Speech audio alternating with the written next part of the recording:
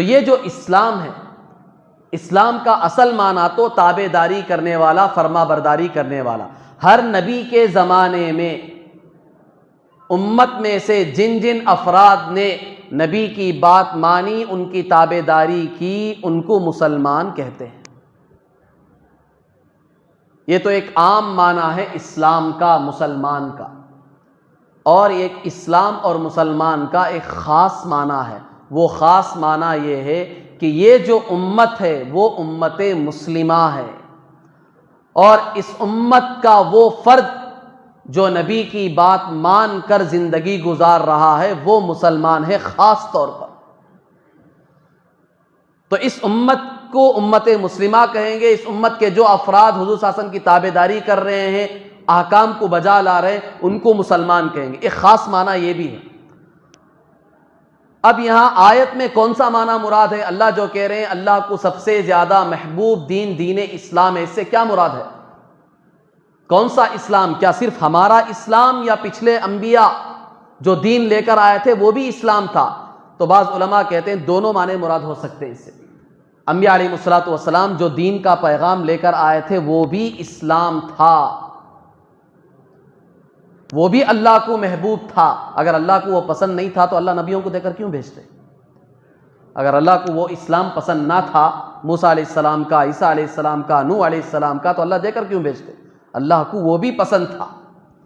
اور یہ اسلام جو حضور صلی اللہ علیہ وسلم تو دے کر بھیجا گیا ہے یہ بھی اللہ کو محبوب ہے، لیکن ایک فرق یہ ہے کہ اللہ تبارک و تعالیٰ کو وہ جو اسلام پسند تھا وہ اس وقت نبی کے زمانے میں پسند تھا، لیکن آج قیامت تک اللہ کو صرف ایک اسلام پسند ہے، وہ حضور صلی اللہ علیہ وسلم کا دین ہے، آپ کی شریعت ہے۔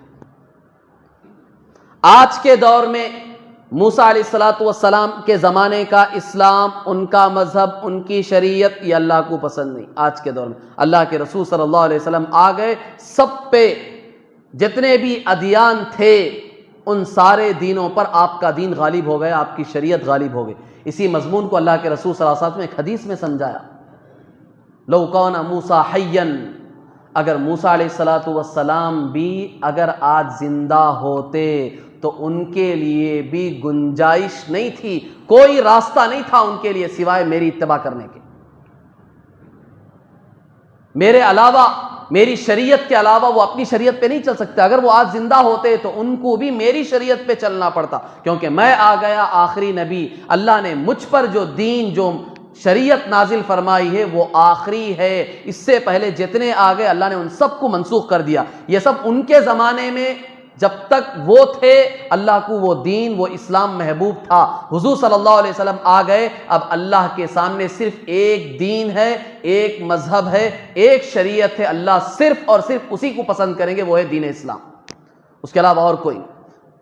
اور سب سے آخر میں عیسیٰ علیہ السلام جو آئیں گے، دجال کے آنے کے بعد عیسیٰ علیہ السلام بھی آئیں گے، وہ بھی وقت کے نبی تھے، ان پر بھی کتاب انجیل اتاری گئی تھی، ان کو بھی نئی شریعت دی گئی تھی، لیکن جب عیسیٰ علیہ السلام آئیں گے تو کس شریعت پر عمل کریں گے، کس کتاب کو فالو کریں گے، کن احکام کو لوگوں کے سامنے بتائیں گے، کس پر لوگوں کو چلائیں گے؟